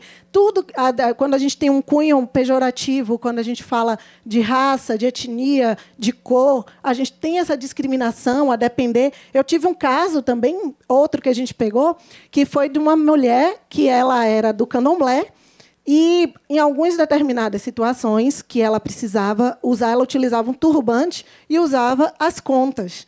E eram dias que ela precisava fazer isso. E ela era massacrada por conta disso, só por conta da religião dela.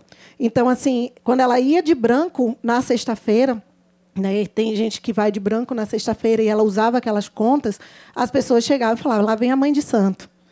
Né? Então, assim, diziam que tinha medo dela, para não fazer trabalho para ela. Eu não brigo com ela, não, porque senão ela faz um trabalho para me derrubar. Era esse tipo de brincadeira que vocês estão escutando, que eram brincadeiras que a gente tinha institucional, dentro da instituição, que afetava completamente a pessoa, e a pessoa ficava desse jeito.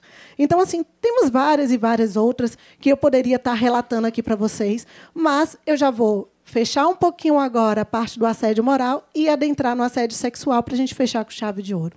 No assédio sexual, diferente do assédio moral, a gente já tem o crime tipificado. E aí eu não preciso falar tanto, porque o doutor Rogério mostrou aqui para vocês o artigo 216-A do Código Penal. Ele já tem um crime, mas o que eu quero que vocês entendam é o seguinte.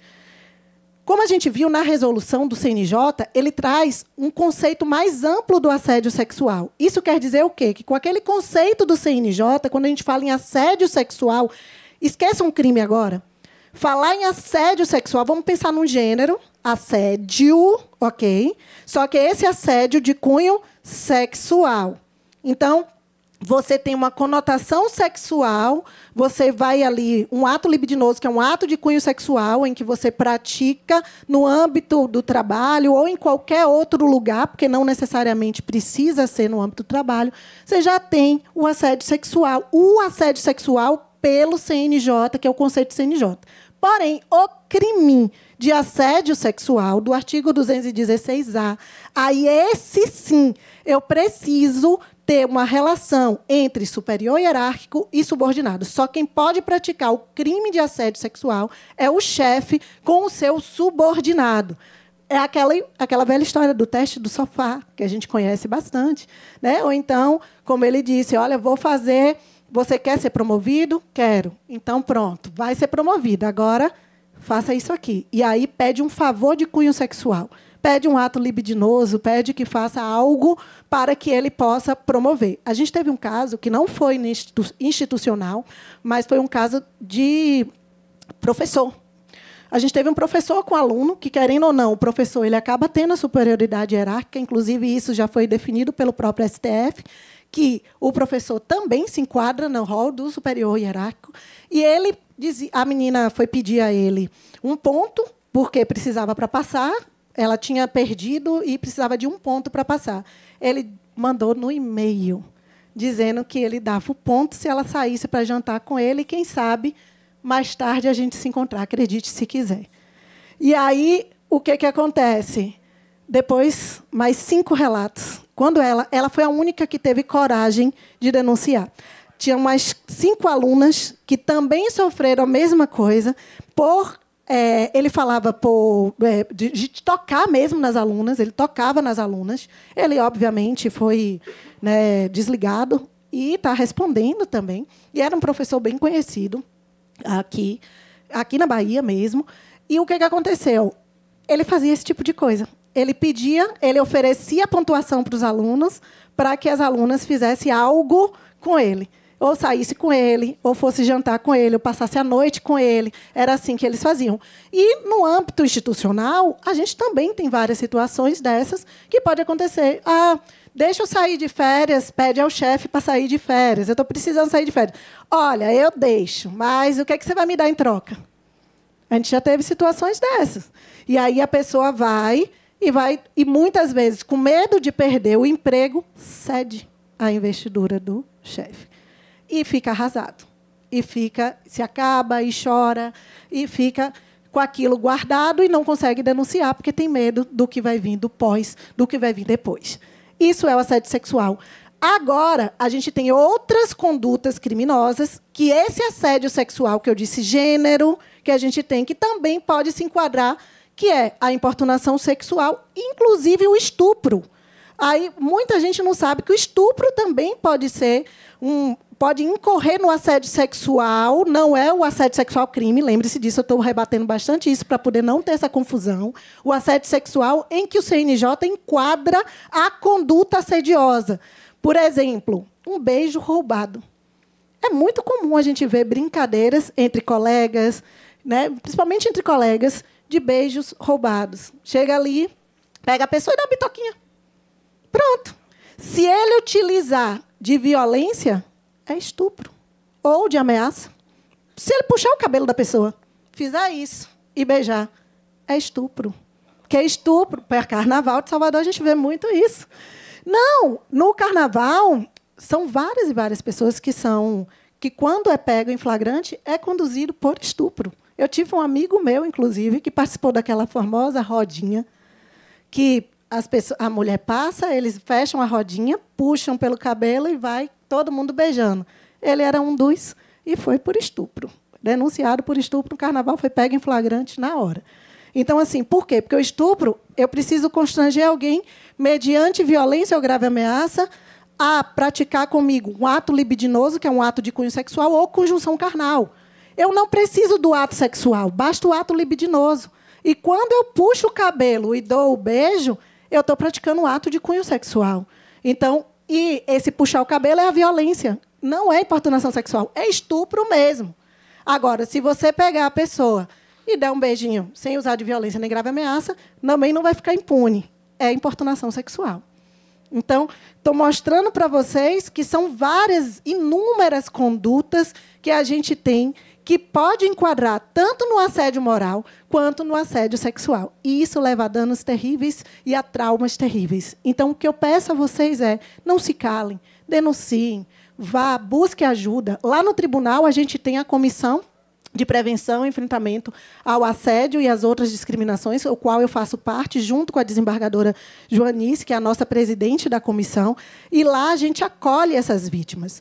Lá a gente tem a ouvidoria, a corregedoria, e a gente tem a comissão de assédio. Essa comissão é o primeiro momento que a pessoa vai para que a gente possa direcionar. A gente não pode fazer nada ali que possa para punir, mas a gente pode acolher. A gente acolhe a pessoa, a gente recebe aquela pessoa, dá todo o suporte a ela, tenta resolver da melhor forma possível, porque que bom que tanto a desembargadora quanto a gente, todos do membro da comissão, a gente é facilitador também, com círculos de construção de paz da justiça restaurativa, que é o quê? A gente tentar resolver a situação no diálogo. Quando a gente consegue resolver no diálogo, que é muito difícil, quando não consegue, a gente encaminha para os devidos setores. Ouvidoria, corregedoria e até mesmo a denúncia que a gente pode fazer no âmbito criminal. É assim que a gente faz. E agora, como eu prometi a vocês, eu quero que vocês agora prestem bastante atenção nesse relato. Eu vou contar a história aqui. Eu fiz a palestra lá no Tribunal de Justiça. A palestra estava sendo online e uma aluna minha estava assistindo essa palestra presencial e a mãe dela estava assistindo online. E aí, quando terminou a palestra, ela mandou esse áudio para a filha. E a filha correu, quando terminou tudo, e falou assim: prof, veja que trabalho lindo que a senhora está fazendo, porque escute esse áudio de minha mãe, que foi uma vítima de assédio moral. E eu quero que vocês escutem aqui, porque eu quero que vocês entendam o que é que faz o assédio, porque é fácil eu falar, doutor Rogério falar, a doutora Fabiola falar, você, fica ali, estão exagerando. Porque muitas vezes a gente pensa isso, está exagerando, não chega a isso, não. Vocês vão entender agora, mas na prática é outro mundo que a gente escuta. Vou mostrar. Oi, filha. Menina, eu assisti todinho, o vídeo todo. E quando chegou na sua professora Misericórdia, eu comecei a ficar emocionada até o final. E por que você deixou estourar sua bola e você doida para estourar a bola dos outros? Não sabia como era a dinâmica, né? Mas eu vou te dizer, não será? Assim, sabe? O que ela falou do assédio no trabalho, eu estou até entalada. Eu me emocionei da hora que ela começou a falar até agora, que ela terminou. Então, quando ela falou que é grave quando as pessoas, o chefe, o colega, seja quem for, fica fazendo assédio com o colega no trabalho, isso é tão grave, eu senti na pele isso. Muitos anos. Saí de um trabalho por causa disso. Entrei no outro por causa disso e acabei quase perdendo a minha vida.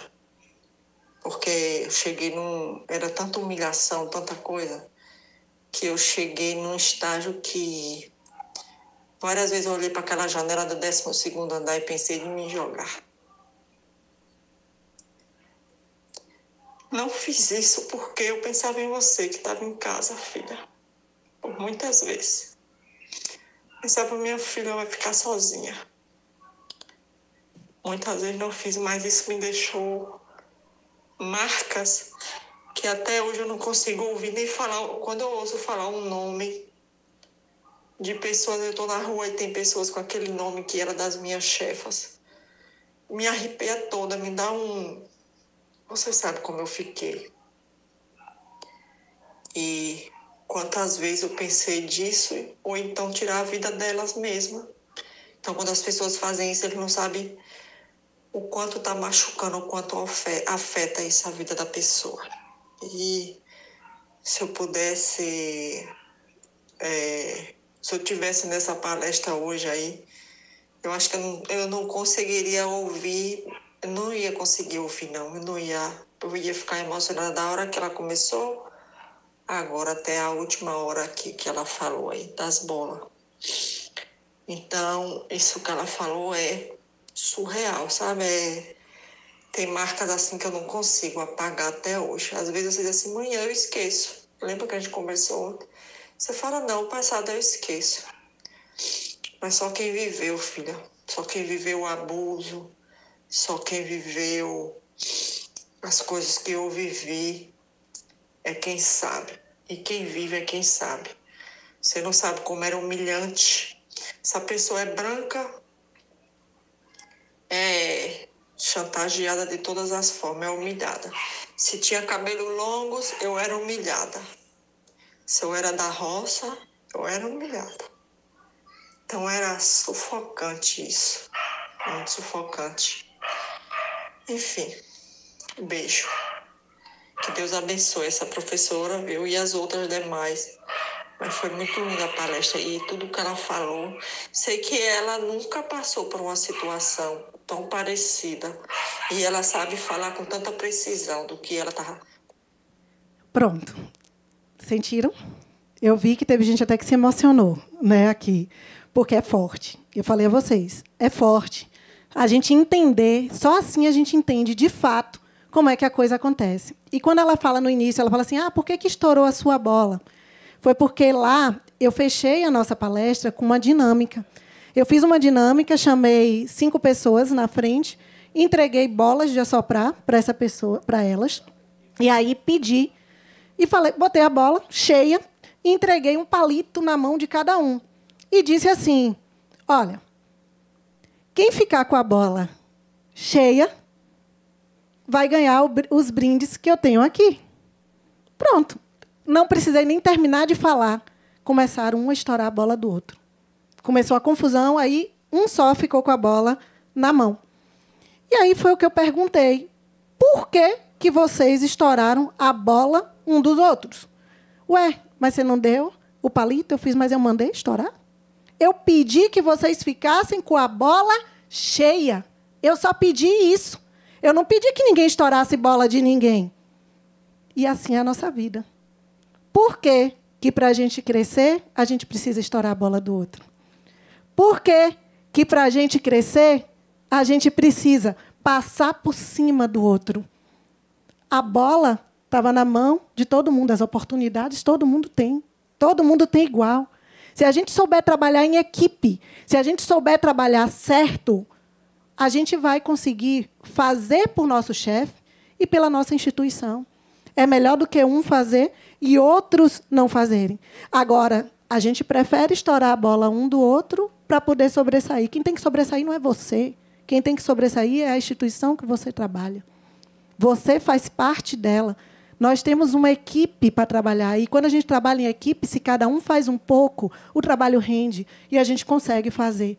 E a bola de todo mundo vai permanecer cheia para o resto da vida, até o momento que você aposentar e conseguir sair dali. Então, essa é a mensagem que eu quero deixar para vocês. Vamos manter a nossa bola cheia. Vamos tentar não se apegar a querer furar a bola do outro, nem derrubar o outro. Vamos fazer por nós e não por mim. Não pense no eu, pense no nós. Se a gente pensar no nós, um pouquinho. Mas ele não pensa, problema é dele. Se eu pensar e eu fizer a minha parte, o importante sou eu fazer a minha parte. Concordam? Eu tenho que fazer a minha parte, eu estou fazendo um diferencial. O outro é problema dele. Eu sempre costumo dizer isso. Esses dias eu estava no mercado, a pessoa olhou para mim e fez assim, você pode me dar era uma caixinha assim, de comida. Você pode me dar essa caixinha de comida? Aí eu fui e fiz, me dê, e passo. Aí a menina olhou para mim e falou assim, ele faz isso direto, é para comprar drogas. Aí eu fiz, o que ele vai fazer é problema dele, eu estou fazendo a minha parte. A minha parte é o que eu tenho no meu coração nesse momento, é o que Deus me pediu para eu fazer. E é isso que eu vou fazer. O que o outro vai fazer, aí, meu irmão, é problema dele e é consciência dele. Entende? Então, é isso. Eu tenho uma frase que eu uso na minha vida, que eu sempre termino minhas palestras com essa frase, que é: eu quero, eu posso, eu consigo. Essa é uma frase que eu utilizo a vida inteira. Todas as vezes, onde eu vou, em qualquer lugar que eu vou, eu sempre, todo dia de manhã, quando eu acordo, eu me olho no espelho, mentalizo aquilo que eu tanto quero e digo: eu quero, eu posso, eu consigo. De noite, quando eu vou dormir, eu também tenho isso. Às vezes demora de eu conseguir o que eu quero alcançar, mas eu alcanço. Tem vezes que eu alcanço em um dia, tem vezes que eu alcanço em mais de anos, mas eu alcanço. O importante é persistir. E isso é o que eu estou trazendo para vocês. Se vocês se pegarem, sabendo que você hoje é um assediador ou um assediado, você pode mudar e você pode persistir para mudar isso também. Então, depende de cada um de vocês. E aí eu quero pedir, se vocês puderem, junto comigo, para a gente fechar com chave de ouro, mentalizar aquilo que você quer mudar em você hoje, e juntos a gente vai bater no peito e gritar bem alto: eu quero, eu posso, eu consigo. Pode ser? Então, vamos lá? Mentaliza, todo mundo, e a gente fecha. Mentaliza o que eu quero mudar naquele momento. O que eu quero mudar hoje? Mentalizou? Beleza, vou contar até 3. 1, 2, 3. Eu quero, eu posso, eu consigo. Um beijo no coração, muito obrigada.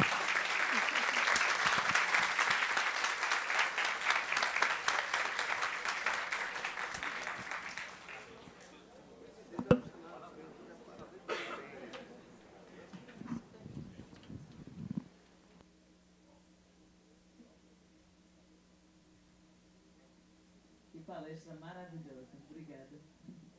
Nós queremos convidar o presidente do TCE, conselheiro Marcos Presídio, para fazer a entrega do certificado ao palestrante e, logo após, fazer o encerramento desse evento, que, com certeza, quem não veio vai estar arrependido amanhã.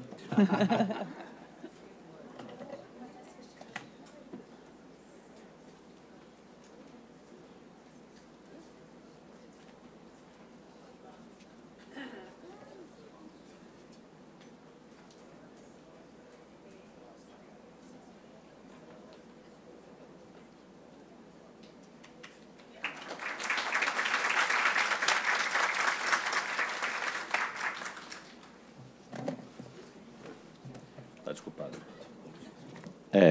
Muito rápido. Vou começar, primeiro, parabenizando o conselheiro Gildásio, corregedor desta casa, pela iniciativa da organização desse evento, juntamente com a Escola de Contas, aqui muito bem representada pelo seu diretor, Hinaldo da Paixão, e o Instituto Rui Barbosa. Enfim, a doutora Isabela estava falando e eu refletindo o quanto está difícil viver hoje. O radicalismo, o extremismo e a falta de respeito pelo próximo. Se nós formos pensar o que é ética, ética, ao meu entender, eu acho que é uma boa definição, e eu faço disso no meu dia a dia, é o compromisso de zelar pelo outro. Uma filosofia de vida muito simples, que eu faço e tenho dado certo, é: não faça nada com o outro que não quer que faça com você. Eu acho que, se nós praticarmos isso diariamente, eu acho que o mundo melhora.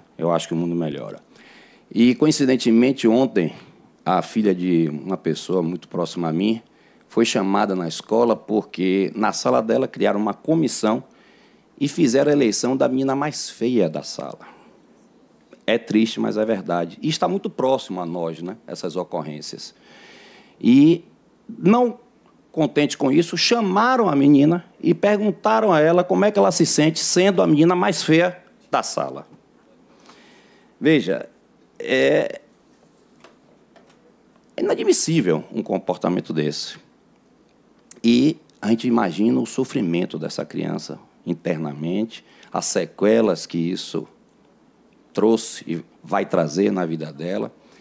E o nosso exercício diário tem que começar em casa, né? Tratando os outros com ética, com respeito.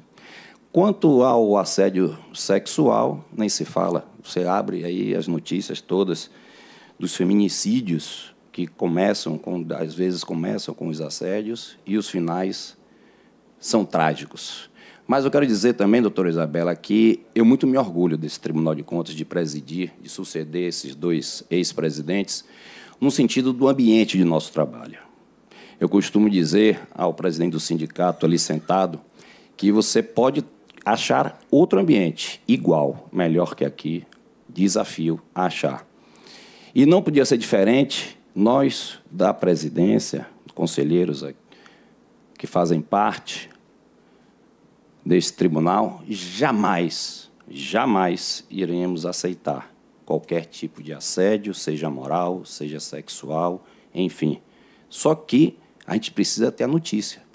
O grande problema é a falta de coragem em denunciar, pensando, talvez, nas consequências que isso possam ter.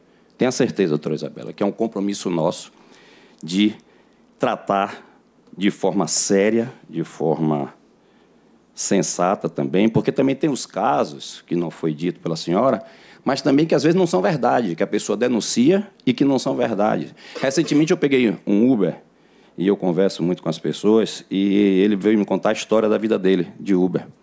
E ele tinha acabado de viver um problema sério, que ele pegou uma pessoa no Rio Vermelho, ali na balada do Rio Vermelho, naqueles bares, 2 mulheres, e chegou na porta da casa delas, eles foram convidados para subir.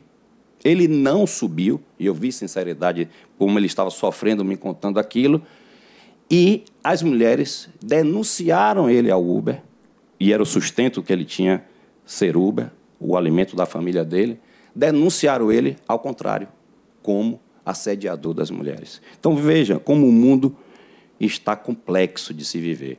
Então, a falta de coragem de denunciar, de botar seu nome, de se identificar, é uma realidade, mas tem que vencer isso. E a coisa curiosa do assédio é que basta uma pessoa fazer a denúncia, que as outras tomam a coragem, continuam, e nós temos vários e vários exemplos aí pelo Brasil, pelo mundo afora, que as consequências foram apuradas, os atos foram apurados e tem pessoas pagando por isso. Então, eu quero reafirmar o compromisso dessa gestão em não aceitar de forma alguma. Todos aqui, eu não canso de dizer, são iguais, do servente ao conselheiro. Todos têm que ser tratados da mesma forma. É isso que a gente pratica, é isso que a gente tem pedido e tem dialogado com as pessoas para que imprimam cada dia mais isso no nosso dia a dia do tribunal. Então, quero agradecer a presença da senhora e dos outros palestrantes que tiveram pela manhã, que, infelizmente, eu não pude estar presente, mas que outros dias como esse, que façam a gente refletir do nosso dia a dia, aconteçam nesse tribunal. Conte conosco. Obrigado pela presença. Parabéns, conselheiro Gildásio. E vamos adiante, que a reflexão fica. Como está difícil viver.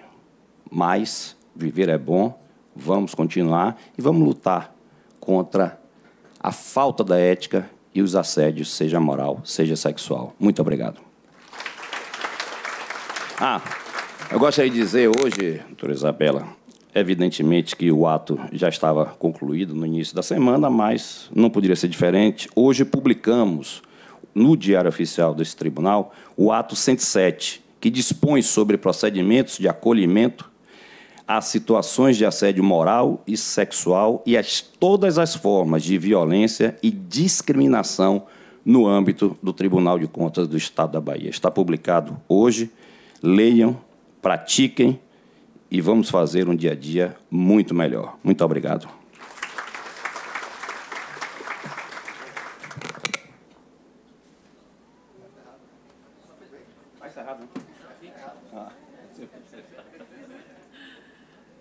Mais uma vez, queremos agradecer a presença de todas as pessoas que nos assistiram através do YouTube do TCE, desejar a todos um bom retorno ao lar e que possamos praticar os conhecimentos aqui adquiridos. Obrigada.